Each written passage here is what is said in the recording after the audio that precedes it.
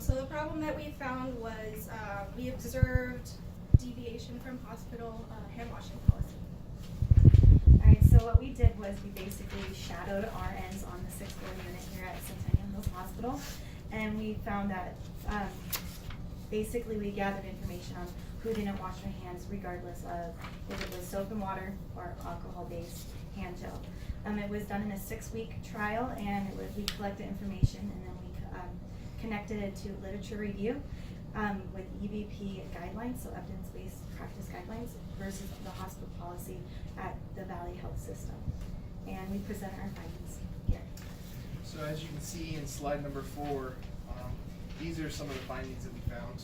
Each number, the 115, the 111, 140, 67, 80, and 88, are the number of times that nurses did not wash their hands when the policy was requiring you to. Comparing the Centennial Hills Hospital hand washing policy with the Center for Disease Control guidelines, both policies are identical. Both policies state that healthcare workers are required to perform hand hygiene before and after contact if contaminated equipment is touched, before putting on gloves and after removal, before handling an invasive device, if there's contact with any body fluids, excretions, non-intact skin or wounds, before medication administration is given or food is prepared, and after touching a part of the body that is contaminated and before you move to a clean site during care of clients. And both state that you must vigorously rub hands together for a minimum of 15 seconds. Most germs that cause serious infections in healthcare are spread by people's actions. Hand hygiene is a great way to prevent infections. However, studies show that on an average, healthcare providers clean their hands less than half of the times they should. This contributes to the spread of healthcare-associated infections that affect 1 in 25 hospital patients on any given day. Every patient is at risk of getting an infection while they're being treated for something else, and even healthcare providers are at risk of getting an infection while they're treating their patients. So following hand washing policies is crucial and will help prevent hospital-acquired infections. Hand hygiene is just as important to the patients as it is to the workers in decreasing hospital-acquired infections as well. And these infections lead to longer stays in the healthcare facility, higher healthcare costs, and they increase mortality rates. And healthcare workers, hand hygiene is the best way to prevent the spread of infection. So by providing access and education to patients, it will also help prevent cross-contamination between the patients and the staff. Again, 1 in 25 patients in the acute care setting will develop a healthcare-associated infection during their stay, so hand hygiene is the most economical and effective method to prevent this spread of infection. Alright, so just to gain better perspective, I found an article by Hand Washing, the Most Important Thing You Can Do for Your Patient by Perkins. They did a research study conducted in 2016 in which researchers secretly observed hand washing among healthcare workers at multiple facilities, and it showed that 37% of healthcare workers did wash their hands.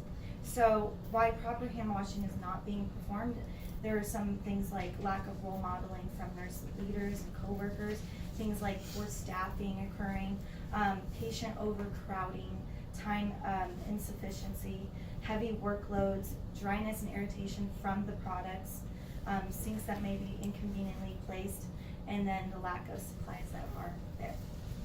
So Erica discussed, the different reasons why people are not adhering to the hand washing policy. So I just wanted to talk a little bit more about why it's important and what the most important times are to wash your hands. So mainly the purpose, we're on slide 9, but mainly the purpose of proper hand hygiene and adhering to the guidelines is for infection control and disease prevention.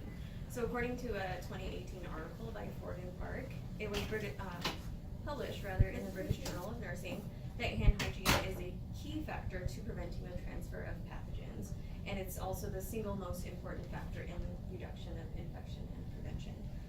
Again, it's the easiest, most effective method of preventing disease, and it's the most economical. So you have to remember that your hands are covered with microorganisms that can spread from person to person and surface to surface. So some of the key times that hand washing should be done or that microorganisms can transfer are before contact with patients, before performing clean or aseptic procedures, after touching patients or their surroundings or exposure to their bodily fluids. So some of the different methods available for hand hygiene include soap and water, antiseptic hand wipes, alcohol-based solutions. The benefits of using an alcohol-based solution is that it's proven to be effective either alongside or as an alternative to soap and water. It also doesn't require the need for a hand washing facility. It's quicker to use and it's more cost effective. It's also effective at killing any transient or resident microorganisms. So things that you might come into contact with from touching, as well as the ones that are normally found on your skin. So there are also some indications where alcohol-based hand solutions are not appropriate for use, and you actually need to wash your hands with soap and water. So those instances would be if your hands are visibly soiled, if you have a patient that has Clostridium difficile infection or any other gastrointestinal infection, or if there's a possibility of fecal to oral transmission. So Mike's gonna talk about some of the interventions that we found in our research that could help improve hand hygiene. So, as Wilma said, we kind of wanted to talk a little bit about how hand washing adherence can be improved. In an article that I found, it was an integrated review of 11 different studies in the Kai Taiki Nursing Journal of New Zealand. Like I said, they took 11 different studies and compared them, and they found that there were 5 situations that encouraged nurses to wash their hands. Out of these 5 situations, they boiled down to 3 main interventions that not only increased hand washing adherence rates, but also decreased HAI infections in the hospital. The 5 situations included time constraints and busyness, hand hygiene as a self-protection for nurses, and self-analysis of risk of infection for nurses, the awareness that nurses are being watched by their clinical leadership, 4, changing knowledge into action and changing intention into behavior, and then 5, social pressure and role modeling.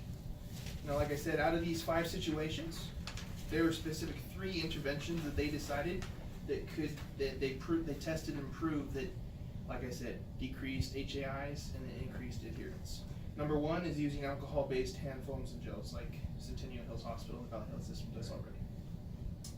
Number 2 is perform unannounced audits by nursing leaders to verify nurses are washing their hands, specifically unannounced, unscheduled, and you just go around and visually look.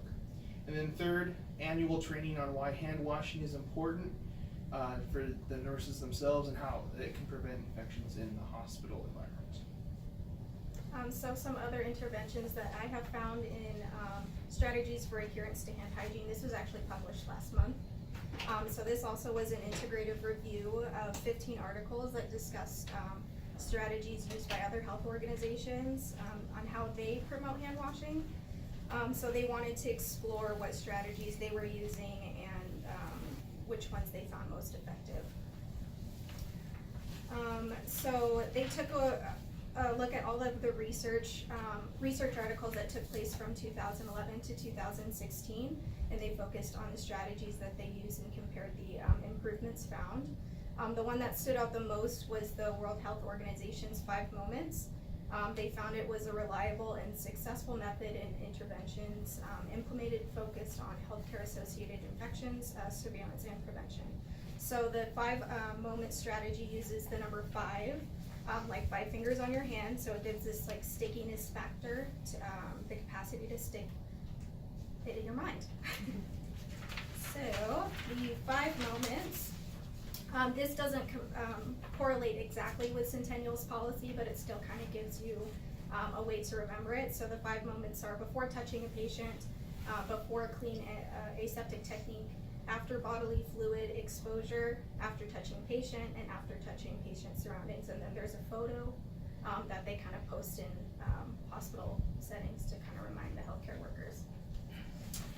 So, in conclusion, we conducted a 6-week research study here on the unit to find out how often nurses violated the hand washing policies of the Valley Health System. We conducted a literature review on the topic to determine why sometimes that doesn't happen, strategies to improve adherence to the policies, and then what else could also be done. And then finally, we presented our strategies to the clinical leadership here at Centennial Hills Hospital. So we thank you for your time today. We appreciate it. Before we go though, do you have any questions today? I seriously would recommend you guys like even some higher up, 'cause that was awesome. Oh, good. Like, well, just the findings you guys had, that's, oof. That's a lot of people not doing. Those are the what's times supposed to that do. we. The most was, Yeah. Mike did say Well- earlier, the most was on the code day. Exactly, the day, so a week Well, that's 30, even Right. more, like Exactly. when someone's intubating, or if they're doing like they're tapping somebody, like doing a chest tube, like they don't have time to do sterile technique and stuff like that, but that's super important, and I get it, but when I do my everyday infection control comes around and gives me a paper to, observe, doesn't matter who it is, students, dietary, transport, doctors, nurses, and I have to write if they scrub, foamed in, foamed out, or washed their hands, and usually it's only the nurses.